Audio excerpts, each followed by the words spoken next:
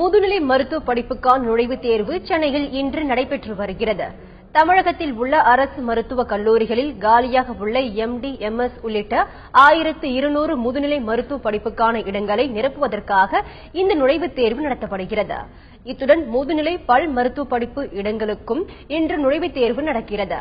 தமிழ்நாடு மருத்துவக் கல்வி இயக்ககம் சார்பில் நடத்தப்படும் இந்த தேர்வை சுமார் 10,000 பேர் எழுதி வருகின்றனர்.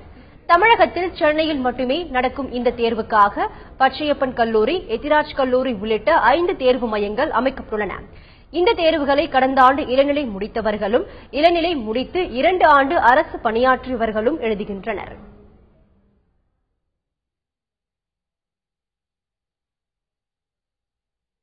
ரெண்டு இருக்கு, சர்வீஸ் கேண்டிடேட், நான் சர்வீஸ் ரெண்டு இருக்கு. சர்வீஸ்னா கவர்மெண்ட்ல ஜாயின் பண்ணி PhD முடிச்சவங்களாம் இங்க வந்து பண்ணுவாங்க. அவங்களுக்கு எக்ஸ்ட்ரா மார்க்ஸ் இருக்கும், அதனால அவங்க கொஞ்சம் ஈஸியா இருக்கிறதுக்கு சான்ஸ் நிறைய இருக்கு. நான் சர்வீஸ் கேண்டிடேட்ஸ்னா PhD இல்லாம படிச்சு முடிச்சுட்டு அப்படியே வராங்க, ஃப்ரெஷர்ஸா வராங்க, வந்து எக்ஸாம் எழுதுவாங்க.